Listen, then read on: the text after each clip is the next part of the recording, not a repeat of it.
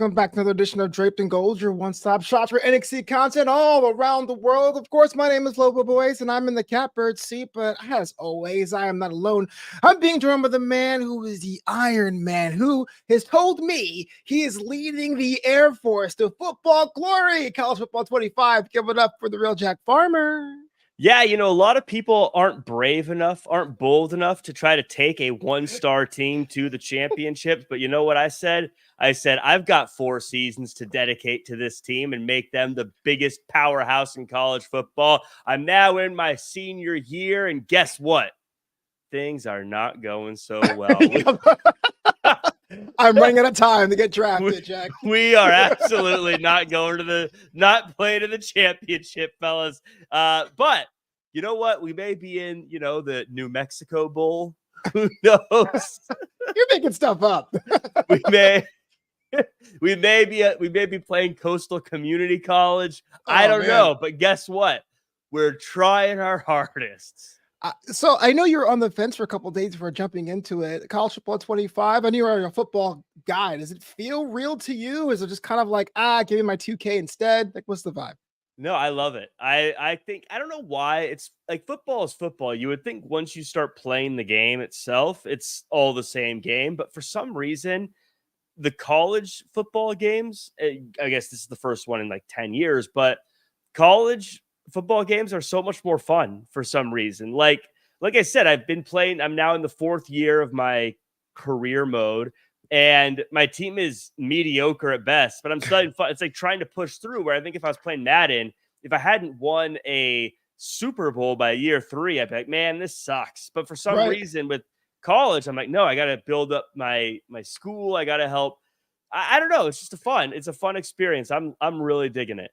I got to say that, and I know that this is not an advertisement for it, but there's very few games out there that makes you upgrade your entire hardware. And I think GTA 6 being the other one, I figured I might as well upgrade now. So most expensive game I've gotten all year because I had to buy a whole new Xbox to play it. So you're still on Xbox, huh? Yeah, I'm still an Xbox guy. I like the controller. Even my PC, I use an Xbox controller.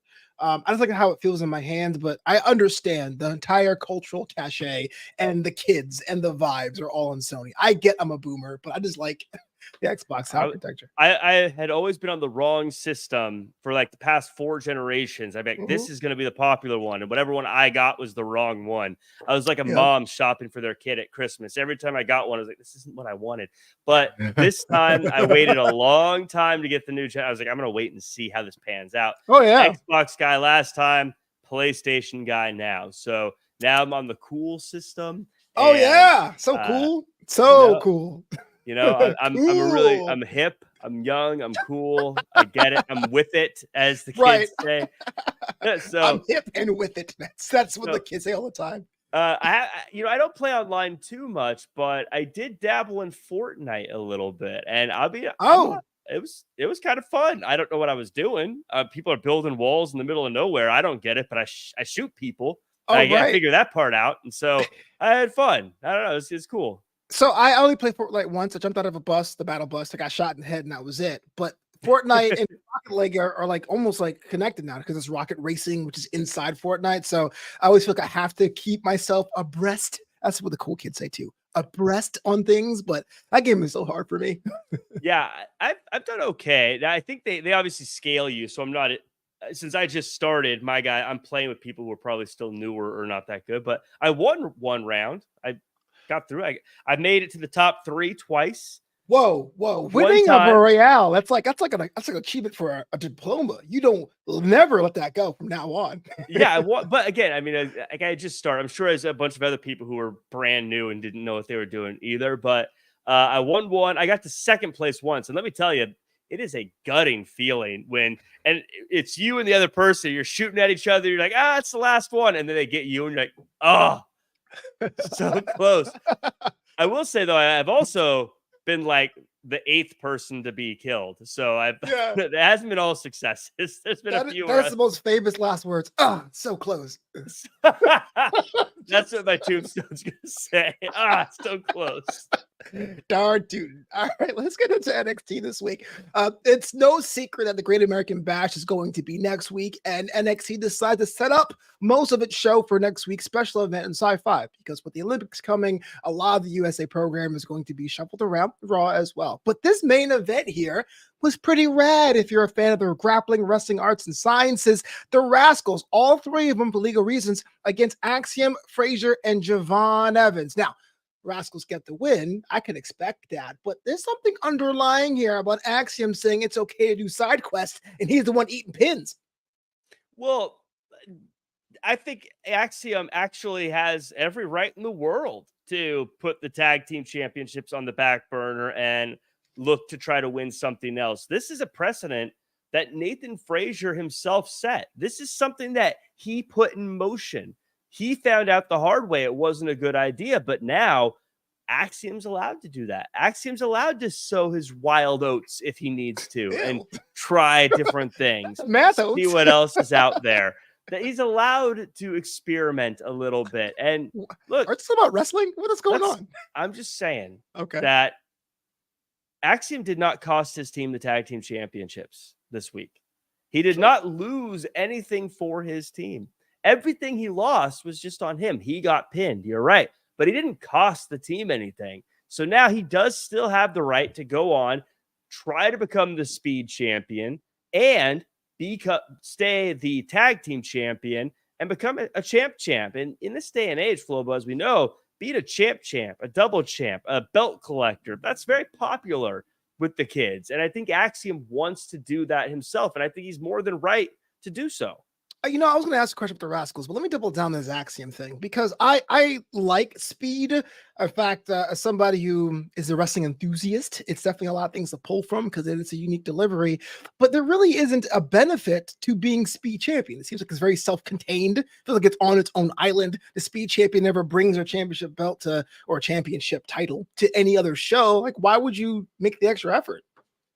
Well, there's a lot of good reasons to want to be the speed champion. First off, you're not paid by the hour, win matches, get paid. Being a champion is always going to be good for you. Anytime you have the opportunity to get gold, you should go for it. I think it's very smart for people to try to be a part of this and win championships. You make more money if you're a champion, but also, and I think this is the biggest thing, this is a new territory. This is a new realm for wrestling. Not only is it with these very short time limits so that these matches happen very quickly, but also it's really the first time pro wrestling has tried to dive in to social media and this new way of consuming content. Dive into TikTok, diving in That's not true at all. Twitter. How so? Mix Max Challenge was on Facebook Live. That was a Facebook Live exclusive. That was just where they broadcast from, though. This is actually trying to fit the parameters of the way these different social networks work. People, when they tune into Twitter, they're not tuning in to watch just regular television broadcast through the app. It's a different style, and this is matching that. And so this is something that, whether you're watching it or not, whether you're a fan of it or not, could very well be the future of the way we consume pro wrestling. And would you want to have a Rascal in that championship tournament? Why not? The Rascals are incredible. This main event was fun to watch. It was exciting. These guys were bouncing everywhere. Speaking of bouncing, I got to give a lot of credit to Javon Evans here because he was put in a situation where for the first time ever, he was in a matchup where his number one strategic advantage, speed, was no longer something he could rely on. It was no longer an advantage to him. And he was in there. He hung with veterans who had been around for a long time. He was able to pivot, and you'll notice he's a little bit more strength as opposed to speed, which tells me he's smart and he knows how to strategize. This was, in my opinion, Javon Evans' best outing, even though his team took a loss. Don't hate the praise, but it's kind of weird coming from you after months of being like, oh, he's so manipulative and he's like the worst thing ever. And now you're like, oh, he's great. Pause. I never said that Javon Evans was manipulative. I said Javon Evans was manipulated by Trick Williams. And how odd is it that as soon as Javon Evans has found a way to get away from Trick Williams, suddenly he's so impressive. He's really the best he's ever been. I'm glad you brought this up, Flobo. I think the world needs to realize that Javon Evans is now soaring to new, bouncing to new heights now that he's not being held down by Trick Williams. As soon as I say, Jack Farmer's a nice guy, here comes a dad joke. Here comes a pun. Here comes a play on words that make you go, oh, yeah, I understand. I get it. They talked about bouncy. Yeah, speaking of, though, let's talk about people who want to, I'm going to do the Jack Farmer thing, bounce up the rankings. Get it? Jakara Jackson and Last Legend are pretty much putting themselves in the women's tag team title picture. Carmen Petrovic and Sol Ruka, who looked really different this week. I was like, who's that? Oh, yeah, Sol Ruka was like, you ain't got no chops. They go, yeah, we'll show you. And MetaFour gets one of their 2 wins this week. Talk to me about this one. Last Legend, Jakara Jackson. Yeah, MetaFour, they're the better team. They've been together for a long time. They're more veterans. They have been in more matches. So them getting the win here isn't something that shocks me. And I think it's great that they're getting a tag team championship match. I think this is something that they've earned. I think this is something they should have had for a long time. Big fan of Lash Legend. Big fan of Jakara Jackson. In fact, Lash Legend, I'm going to repeat, she's going to be someone who really stands out as one of the most improved wrestlers of 2024. I said it at the beginning, and here we are seeing her in a championship match for main roster gold, no less. So I think that she's definitely living up to that. Lash Legend, Jakara Jackson, really, really well done here. Carmen Petrovic and Sol Ruka, though, I got to agree. By the way, straightening Sol Ruka's hair out, I didn't recognize her at first. Crazy. A mask, baby. I was like, wow, who is this person? Yeah. She's fantastic. But I thought this team blew me away as well. For 2 people who have never teamed before coming together, I think they found a lane here. I think they found an opportunity here, especially in a tag team division that really is wide open right now. This team of Carmen and Sol, I think that them teaming together, continuing to work together, this could be magic. This could be something that could take them to very high heights. I am a big fan of the potential of Sol Ruka and Carmen Petrovic. I'm with you 100%. The tag team division definitely needs a shot in the arm, and looks like Isla Dawn and Alba Fire are down to travel. But let me ask you a question about Lash Legend specifically, because that was the person that you said was going to be a breakout talent. It seemed her first 3 years or 4 years in the wrestling scene, in the NXT universe, was more of a powerhouse, right? Big mommy cool, very tall, big boots, big forearms. But now we saw a technical side of Lash Legend, almost mixing the speed and of someone like a Axiom Nathan Frazier with the power she has. Is that the right mix? When you think of a Last Legend character or that her abilities, do you want to see her more of that powerhouse? Do you want to see more of that technical wrestler? Does it matter to you at all? I think with the way WWE is going, NXT as well, you have to have both. I don't think anyone is going to be successful as just a powerhouse, as just a high flyer. I think you're going to need to have a multifaceted game, and Lash Legend bringing the speed makes a lot of sense. Now, when she first started those first 3 years, you mentioned the power game. I agree. She brings that. She's one of the biggest competitors that they have in WWE in the women's division, and so she should use that strength. But she has a basketball background. She's fast. She is very quick and nimble and light on her feet. So bringing that in with the power is going to make her something that you just can't overcome. And I think that is where she's going to find a lot of success. And I think having someone like Jakara Jackson with her means that the tag team championships could very well change hands next week.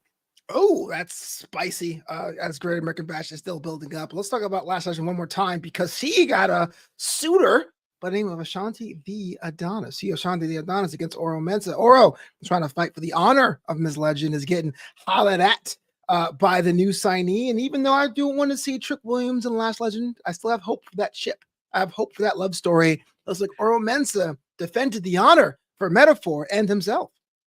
First off, can't blame Ashanti. Come on, I mean, yeah, you can. I mean, you just go there.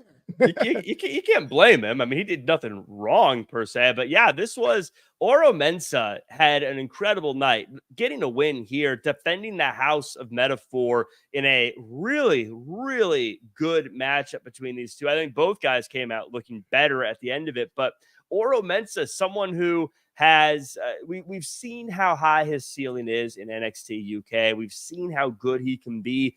Came stateside, and NXT is a tough place to get your footing in. It's a tough place to stand out. joined MetaFour. That was a good start, but now having the opportunity to really show us what he's capable of. I think Oro Mensah is going to have a lot of fans in the coming months as he continues to do well. This was a big win for him, not just because he got the win against the Shiny the Adonis, but also because he defended the house of MetaFour. Riddle me this there, Jack. MetaFour is down 1. They're a Meta 3. They're actually winning more matches without Noam Dar than with. Does Noam Dar still have a seat at the table on the moon?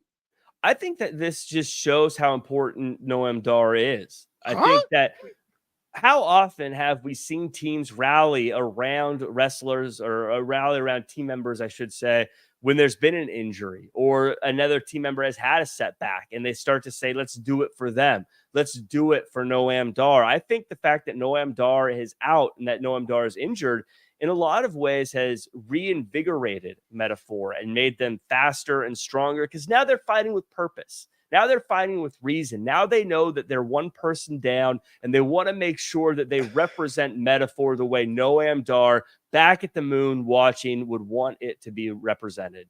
I dare you in real life to go up to somebody and be like, you know what? You not being here is a benefit to everyone else. We really appreciate you for leaving. That's terrible.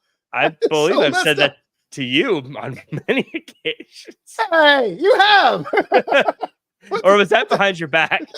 No, to my face. No, to my face. No. Sweet champ.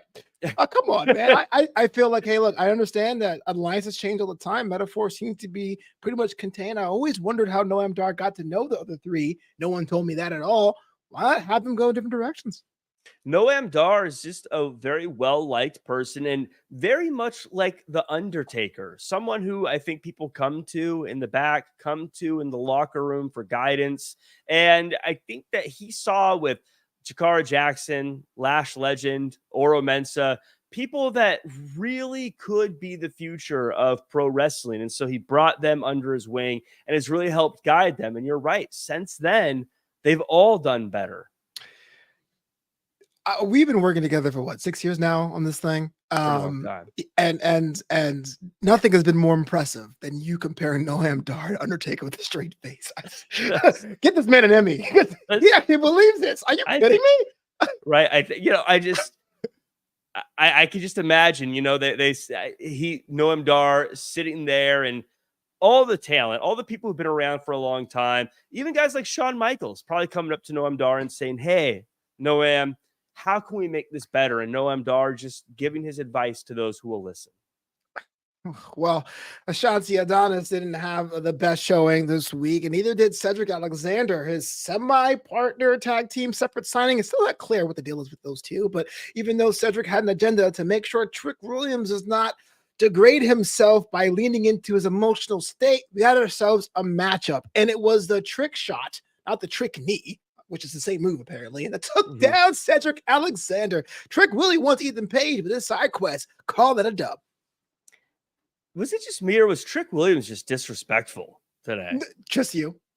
I mean, Cedric Alexander has been a champion, has been around for a long time, seen a lot, has also affiliated with world champions at the very tippy top of the industry, is someone who has seen every brand, has been in groups, has been out of groups, has pioneered divisions, and he's just given a little advice. And Trick Williams just being an absolute jerk to the guy. Doesn't even want to take a second to listen to him. I thought that was just, it showed, I think, the immaturity of a Trick Williams, that he doesn't want to listen to somebody who has been where Cedric Alexander has been. Trick Williams literally listened to Ilya Dragunov, who arguably won more titles last week. Ilya Dragunov won more titles than, listen. Single division, sure. I'm talking the top of we're talking about Hurt Business. We're talking about being friends with Bobby Lashley. We're talking about the main event of the biggest shows, Cedric Alexander there to help in person. I mean, Ilya Dragunov didn't want to listen. Ilya Dragunov was like, bro, I'm busy. New phone. That is not Ilya Dragunov's accent. Ilya Dragunov said just like this, new phone, who dis? Is exactly how he said it. I mean, you kind of brush him off, but I like that. And now you have someone there who's like, I want to help you. I want to mentor you. Look, continue to do well. I want your success. And Trick Williams just brushed him off. That was a jerky move.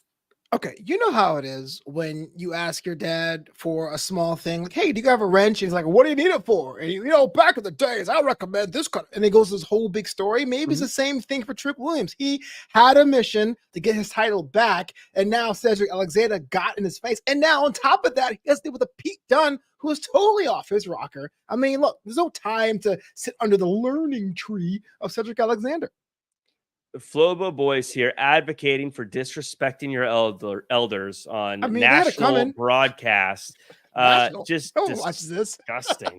International top 100 podcast. For a week, Flobo Boyce saying, just disrespect your elders. It's okay. But yeah, I think Trick Williams is in a lot of trouble with Pete Dunne because Trick Williams is used to deal with people like Javon Evans who are easily manipulated. But as we saw here today, now Trick Williams is dealing with Pete Dunne, who is someone who will not be manipulated. He's not going to have his strings pulled.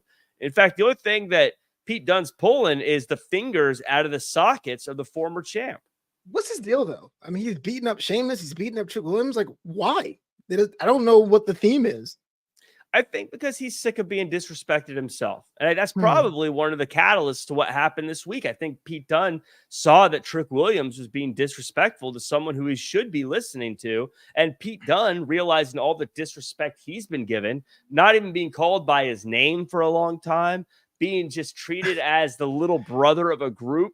I think he was like, you know what? I'm done with this. So speaking of Sheamus, that's why that's happening over on Raw. He's upset with the way Sheamus little brothered him for so long.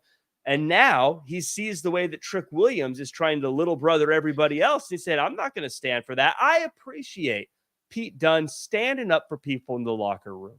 I don't know the methods of the madness here. Like, I can understand that Pete Dunne attacked Ethan Page. It seems kind of beyond the pale because that championship is the one thing he's never gotten after how many attempts. But the guard with Trick Williams on Tuesday and then beat up Sheamus on Monday, I'm glad it's working out for him because for Tyler Bate, I would say you got to come back and be more like Pete Dunne now. But it is kind of a random assortment of beatdowns. You know what I'm saying? Oh, so it's okay to attack Ethan Page because he's not your favorite, but when he attacks Trick Williams, suddenly the bias sinks in. Okay, he's a champ. You beat up the champ. That's the champ's job. Pete Dunne is standing up for the people in the locker room who can't stand up for themselves. Like Javon Evans. No, he's not. That's like Cedric Alexander. Like Ashanti the Adonis. This is something that Pete Dunne is sick of seeing guys like Trick Williams throw their weight around and try to control everything that happens, trying to manipulate everybody. And by the way, Trick Williams, talk about disrespectful. Quit whining to Shawn Michaels. Quit trying to go over people's heads. You care, and go to Ava. Ava's the person you're supposed to talk to. Listen, I mean, we give Chelsea Green a hard time. Look at Trick Williams saying, I'm going to go straight to the boss.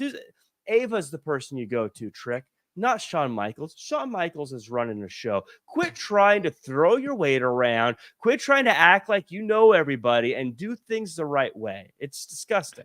I actually agree with you. Like, again, we didn't seen Shawn Michaels until, I guess, a couple of weeks ago with the whole Brooks Jensen thing. He seceded power, whether by force or not, to Ava.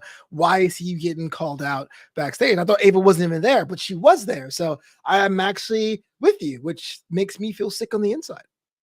Starting to learn. You're starting to come around, Flobo, after all these years. This brings us to this week's General Manager Pick'em.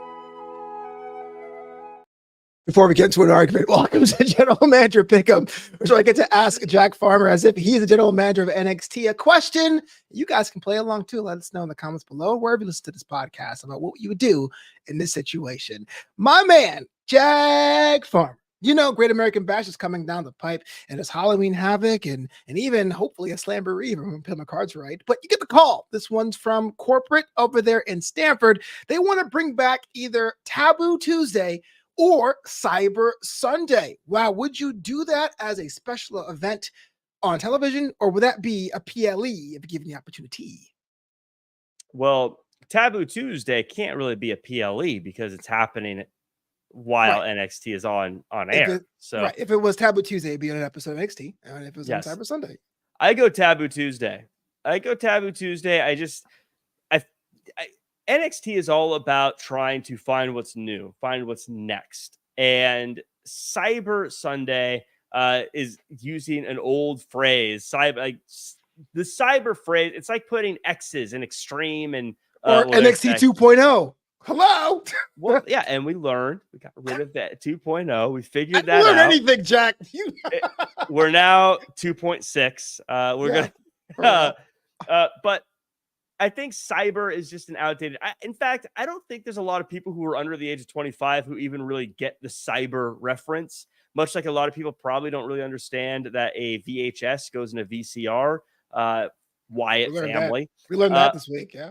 So I just think cyber is just a phrase that people don't really understand anymore. Let's forget that phrase. Let's quit using it. It's outdated.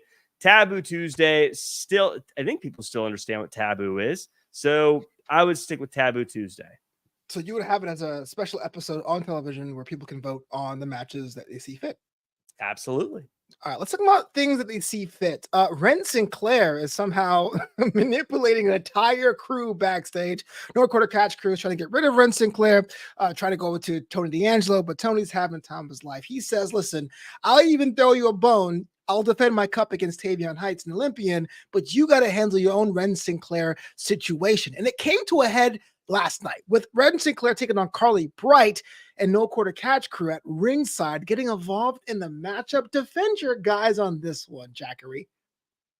Defend Tony D'Angelo and the family? No, No Quarter Catch crew getting involved in a women's matchup. I think that Ren Sinclair is incredible. Ren Sinclair has figured this out. She has hacked the cheat code. So many people would be in a situation like this, and maybe they'd cash in their chips once. Maybe they would do something where they get a little bump out of it. Most people would be too afraid to try to take advantage. But Ren Sinclair, she is collecting every single penny she can out of this. She now has a set of bodyguards. She has free reign. She could do whatever she wants. This is like Taboo Tuesday for the No Quarter Catch crew, but it's every day, and Ren Sinclair is the only one voting. Ren Sinclair, she is just incredible here. She's going to be an unstoppable force. She has an army behind her now. As far as No Quarter Catch crew, sucks to be you right now. She's got them by the cojones. Kendall Gray just threw Miles Bourne. If you're Ren Sinclair, you've already won. Why would you want to associate yourself with people you can easily subdue? Power, Flobo. Power. And none of these guys are going to be able to overtake her. Now they're not going to figure out how to get out of this. Tony D'Angelo probably could, but Tony D'Angelo's not going to help because he sees what's happening. He's loving this. This is great for Ren Sinclair. This is terrible for No Quarter Catch crew. This is a very bad spot for them. They're not getting out of it. I hope they like being ring security because Ren Sinclair is going to get a lot of wins with you guys standing by. Man, do you think Brindley Reese is backstage going, I should have done this? Instead of me trying to win matches, I should probably just hang out in the parking lot, see some shenanigans, and then leverage it to get a spot somewhere. Yeah, I mean, that's the positive way to look at it for Brindley. Speaking about positive, my favorite match of the evening, because it made me go, hee, was Eddie Thorpe against Lexis King, because it was a battle of the band situation, and I like Eddie Thorpe. I like him a lot. But we don't see too much of him. And this match was pretty solid, pretty handy work there for the Chosen One. But he gets injured right after. Alexis King, a sore loser, puts Eddie Thorpe's hand in the ring steps. Alexis King, a man who's been trending downward with his win-loss records. Eddie Thorpe, a man who's been trending downwards with their attendance. Looks like no one came out smelling like a rose in this one. These are two guys that I wish would do a collab instead of having this beef. You know, this very Drake Kendrick beef between them. I want them, but I told you I'm youthful, Flobo. Apparently, yeah. I know what all the cool stuff is that's going on in the world right now. But I do want to see these two. I wish these two would work together. I'm glad to see Eddie Thorpe get the win. Eddie Thorpe's very talented. He's a talented DJ. He's a talented wrestler. So him getting the win here doesn't surprise me. What does surprise me, though, is that as a DJ, Eddie Thorpe wasn't ready for the Lexis King remix after the matchup, and Lexis King able to take out Eddie Thorpe. Lexis King's smart. Lexus King knows that, yeah, you may take some losses along the way, but if you just eliminate everybody that can beat you, eventually there's going to be no one left that can. So I think it's a smart move by Lexus King. It's underhanded, it's dirty, but guess what? It's effective. Well, here's a question I have, and I don't mean to be all Mr. Doom and Gloom, even though I take some pride in being that way. If this grudge match continues, don't both men run the risk of being considered irrelevant in any title divisions? Well, if one of them continues to keep winning, then no. I think that you can use this to leverage an opportunity at a championship matchup. And look, if you get an opportunity to get to like that NXT championship, which seems very volatile right now, that's a great thing. Now, I don't know if you really necessarily want to become a contender for that North American championship, if you know what I mean. That sounds like it's a bad spot to be in. Oh, I was like, no, you don't. You don't. No, you don't. I'm sorry. It was like, how would you guys like a shot at the North American Championship? Like, So having Duke Hudson, we're fine. Yeah, we are totally fine. Nope. Is there anything else I can challenge for? I was thinking about this because one of the things that I don't like about wrestling now in general is the contract signings. Right, they're just kind of dumb, kind of formulaic. But how cool would it be if someone were to challenge Oba, but they had to like give their contract to a runner, and the runner brings it upstairs, like that's how the CWC. Bring it to me. I mean, it'd be hilarious. I don't know. I'm kind of fun. Yeah. Yeah, they're like, I don't want to get near that guy. Right. This has like the whole Nigerian prince thing, but not like the Apollo way. All right, let's talk about how today's episode or last night's episode opened up. It was friends are now bitter enemies with Josh Briggs against Brooke Jensen in a matchup that had no rules but had all the violence you wanted. If I was a bet man, I would have put my money on Briggs and I would totally be out of an apartment because Brooks Jensen gets the dub due to a little help of a new friend. The chairman, Sean Spears, gets involved in this one. This one raises a lot of questions. One, namely, where does Josh Briggs go from here? This guy was hot 3 months ago and now lost to his best friend who wasn't really going to be signed at all, but he brought him back. 2, and Brooks Jensen, you take down Josh Briggs. What's next in the warpath? And 3, Sean Spears, what gives, man? I mean, this was a violent one. This was a tough, hard-hitting one. As a match, I loved it, but Brooks Jensen came with a game plan. He had the attack early on, and he had backup at the end. We like to pretend that Brooks Jensen, just because he doesn't look well kept, that he doesn't have a mind for wrestling, doesn't have the strategic mind to handle things. And you know what? He probably doesn't, but you know who does? Sean Spears does. Sean Spears knows how to use someone like Brooks Jensen to easily manipulated Brooks Jensen, someone who needs help, needs a friend, is probably worried about losing everything again. You know what he is? He's desperate. And there's nothing that someone like Sean Spears likes more than someone who's desperate. And now Sean Spears is pulling all the strings like a puppet master, just making them dance. I don't know what Sean Spears has planned next. He's too smart for any of us normal people to understand what he's doing next. Debatable. But Brooks Jensen, ride the wave as long as you can. This is going to be the most successful you will ever be, partnering with someone like Sean Spears. Josh Briggs, you learned a valuable lesson. Never stick your neck out for anybody. It's true. It's true. I'm telling you that you don't already know. So pick your pony. About a year ago, they were a tag team or a trio with Fallon Henley, and as of right now, which is surprising to me, Brooke Jensen looks like he's about to get the rocket strapped to him. Not saying Fallon Henley's a slouch, but Josh Briggs' stock sharply fell after Stand and Deliver, and it makes you wonder what's going to be next for him. Aligning himself with JBL didn't work. Calling himself the Man of Mayhem didn't work. Getting the pinfall or eating the pinfall at Stand and Deliver didn't help. Losing this week didn't help. This guy has all the tools we always talk about, but tools don't mean nothing if they're broken. Well, this is where we're actually going to see exactly how much gas Josh Briggs has in the tank. Very easy to be great when you're winning, but it's the people who can come back from losses that really make it in pro wrestling. Every single great wrestler we have is someone who had to go through a dark period, had to go through a time when things didn't go that well for them, except for Obafemi. He's been crushing it since day one. Everybody else, though, has had to go through some dark times before they got to where they are. You know, you look at Roman Reigns, it wasn't all tribal chief era. You look at Seth Rollins. He's had some times that it was tough. You look at CM Punk. I mean, he's had to come back from injury. Drew McIntyre had to leave the company and come back. Everybody has dark times. Josh Briggs, he's going through dark times. Now is when we find out exactly what Josh Briggs is made of. Funny you use a CM Punk reference because you're such a hater of CM Punk. Hater. It's fine. I'm a hater of MGF. Well, that's kind of it for all the matches last night, but there's some things that were kind of on my mind when I was watching. Maybe you could help me out with this, my friend. Kalani Jordan, one of the people you hate for some reason, was freaked out by Tatum Paxton, our dog collection, but Wendy Chu was in the background as well. Are we looking at a change of the guard already for the North American champion?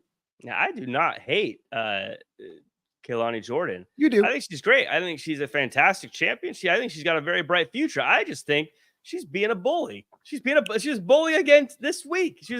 Tatum Paxley not hurting anybody, just having some fun, being herself, and they're watching her and just making fun of her, calling her weird. This is bully behavior, Flobo, and we shouldn't. She was freaked out. We should not be condoning someone making fun of someone just for playing, like doing something that they enjoy on their own in their free time. I mean, imagine if you're sat there, you're playing college football, you're having a good time, and then you find out that there's a video of you playing on the internet, and everyone's going, "What a weirdo."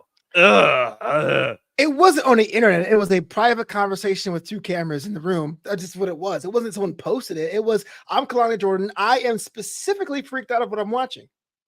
Yeah, that's weird to do. One of the dolls look like her, though. That was the whole point. It was a Barbie. Come on, it was fine. This person is. I think it's totally healthy what Tatum Paxley's doing. Totally healthy to just to have a doll collection. A Barbie, biggest movie of the year last year. Everyone wants to collect them. I think that Tatum Paxley is just enjoying her collection. It hurts nobody. And you know what hurts people is judging and being mean about people's hobbies and their passions. Okay. Yeah. So she's a bully. All right. So you're not a hater. You're just calling it how you see it. She's being a bully. As a wrestler, very talented. But as a human being, a bully. Well, Wendy Chu seems that way because she was in the background like, yeah, stop hating on my friend, which is kind of interesting. Elsewhere, she had a look on her face like, I thought you were a nice person, Kalani Jordan. Why are you being disgusting? I am disappointed in you. I'm very disappointed. I'm not mad. I'm just disappointed. I am shocked and appalled. Yes. Now eat your soul. Ethan Page can't get any respect. It seems Tyson and Tariq were totally laughing at him backstage. Ava reluctantly gave him an opportunity to have an opponent. What's going on with the champ? Why can't he get the kind of adoration he deserves? You'll notice he went to Ava like a champion should, like a leader should. But the problem is, this is where Ethan Page didn't mean to do this, but I think he said a lot without saying a lot. He walks up, he gets to Ava's door. He's about to knock, but he stops himself. What does he see? A referee. And he says to the referee, and I quote, "You represent law and order," because Ava clearly does not represent law and order in NXT. As we've seen with the multiple attacks and potentially murders in the NXT parking lot since she's taken over, it's clear that Ava does not have any control or law or order. So the champion forced to turn to a referee who does represent law and order. It's a shame that the champion, who's doing everything the right way, is treated the way he is. I just like you said, murders plural. I just popped like, oh yeah, people have been killed a lot in there. It's been more than one. Try to figure that out. No, I guess I'm all about law and order. I think Ethan Page needs to be respected more to go to Ava. So I'm in lockstep, as they say. Thea Hale has 2 title opportunities and as many Great American Bashes as she has her chance against the Prodigy. Can Thea Hale actually get it done this time, you think? I'm worried about Thea Hale. This was a great interview. It was a poised and calm interview. That's not what makes Thea Hale great. She's great when she's fired up, when she's energetic. So I worry that maybe sometimes you calm yourself down too much. Sometimes you take away that adrenaline that makes you great. And I worry that maybe she's handling it too well. I want her to go into this a little bit fired up and not as calm and cool. Now, one thing about Roxanne Perez is I also think that what I think is great about her as a champion is I like how she doesn't deal with all the garbage. She went straight to Shawn Michaels when she had a problem. And I think wait, you just condemned that. I think look, when you have these kind of relationships that you've built through hard work. No, there's a general manager. You go to Ava. General manager. We just saw that if you go to Ava, nothing happens. So Roxanne Perez did the right thing, went straight to Shawn Michaels, and she let him know what the issues were so that they could be taken care of. I think that's what you're supposed to do. I hate you. Confirmed. Hate's a strong word. I dislike you thoroughly. And here's why. Because you just said, don't go to Shawn Michaels. You go to Ava because she is the general manager. Now you're like, well, Ava's kind of a slack draw. You should go to Shawn Michaels. No, Shawn Michaels is, if you're, especially if you're a champion, if you're someone who's been the back of that brand, you're supposed to go to Shawn Michaels and really make changes here. She's not just doing this to, she's not bringing these there just for the show of it. She's trying to make NXT a better place. And Roxanne Perez going there directly to Shawn Michaels is what I think more wrestlers should do. And lastly, Joe Hendry will be at NXT next week, and he's doing one of his famous Joe Hendry concerts. Describe your anticipation in one word. I am very excited to see Joe I said Hendry. One! I said one! What the hell, Jack? That was one rule. I am interested. I'm kidding. All right, I'm sorry. Go ahead. I'm excited to see Gallus there front row. That's what I'm excited for, Flobo. Why? Because I don't think Joe Hendry, who doesn't even go here, should be taking up time from wrestling, which is what this show is about, wrestling, and doing this concert. People don't want to see concerts, Flobo. They want to see wrestling. They want to see people fighting. They don't want to see Jelly Roll at SummerSlam. They don't want to see Joe Hendry at Heatwave. What they want to see is Gallus. They want to see Gallus boys on top. And I'm here to see Joe Coffey and Gallus in the front row to make sure that this Joe Hendry situation is put to bed. I thought wrestling was a variety show with concerts and pyro and rock music and the hippity hop. No? Joe Hendry may be the opener, but it's Gallus that will bring the encore. And maybe a remix from Lexus King and Eddie Thorpe for the after party. Music callback for DJs. I love it. Now time for our favorite segment of the show. It's the MVP of NXT.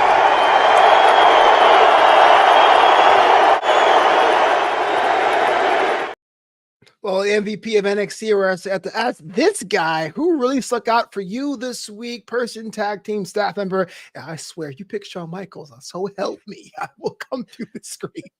I was very close to picking Shawn Michaels. Just so you know. He's just so helpful. I wish he was on screen more. This one, I'm going to go the more traditional approach. This week's MVP of NXT was Oro Mensah. He was someone that, first off, got in the ring, had a phenomenal match, got a big win over Ashanti the Adonis. Also took that opportunity to win himself a championship opportunity against Ethan Page at Heatwave, but also just in general has been able to defend the House of MetaFour, step in when Noam Dar was away, and really keep the ship afloat. Oro Mensah has been an absolute standout, and he was the MVP of NXT. Yeah, that was for me. I had MetaFour as a tandem, being able to go out there as a unit to get multiple dubs in the same show, establishing Jakara Jackson and Last Legend, or reestablishing them in the tag team division, and Oro Mensah winning a very valuable grudge match keeps him in the North American title conversation, if not the NXT title conversation. So MetaFour, the only time you're getting praise and flowers from me, Be this week on NXT. Yeah. Mhm. Well, we're at the end of another show, man. I can't believe we're doing over 150 of these. It's crazy. But what are you up to this weekend? I'm actually going to be, by the way, and if anyone wants to know, you can follow me at Real Jack Farmer across all social media. But this weekend on Saturday, I'm going to be calling the action for Santino Bros LA Rumble. 30 people enter, one person leaves with a shot at the Santino Brothers Championship. If you want to watch, it's going to be streaming live on Fight TV. Again, I'll be on the call for that. So you'll get to listen to me talk about everything. If you don't know what's going on, don't worry. It's my job to tell you as it's happening. But it's going to be a big show. We've also got a big championship matches. We got grudge matches, all sorts of stuff happening. Going to be a very, very fun show. If you're in Southern California, come see me live. I'll say hello. We'll get a photo or something like that. But if you're not, Fight TV, Saturday, be there. I was meaning to ask you this as a commentator, like, because you do things over time for Santino, so you're in a unique position than my experience. I'm usually a one-off kind of guy. What's the balancing act with reestablishing, reminding people about stories, about characters, versus being like, no, you're here for this particular event? Like, how do you do that? Because you're not WWE, AEW, but you're not like a random indie show either. Well, I think whether you're new or whether you've been there a lot, you always have to remind people of what's going on. That's the job of the commentary team. And that's why if you listen to a Vic Joseph, if you listen to Michael Cole, if you listen to Corey Graves or anyone from other wrestling companies, of course, this is a WWE branded after show. So that's what we're sticking with here. They're always reminding you of why people are having their matches, what the situation, what the history is behind them, what's on the line if they win. Of course, the rules of the match gets replayed a lot. So it's always your job to fill in new audience members. Wow. This is why you're a top tier of what you do. And you won't give me a job. What's up with that? Draped will be back next week. Sorry, there's just a lot of people that, Yeah, I get it. Okay, cool. I got a lot of resumes. You're the only person I know that has a premium tier for your friendship. I get it. Premium Plus, too, for the good ones. Premium Plus. I need a new job. Okay, so DrapedToGold.com. Learn more about the show. We'll be back here next Wednesday to talk about NXT. Night 1 of the Great American Bash will be in your TV screens. They're still trying to figure out what's the CW transition looks like as we get into the fall months, but it's going to be a fun time either way. I'm out. You can follow me at Flobo Boyce on that X. But Jack, until next time, if you want to, say the words. Do your best and be yourself.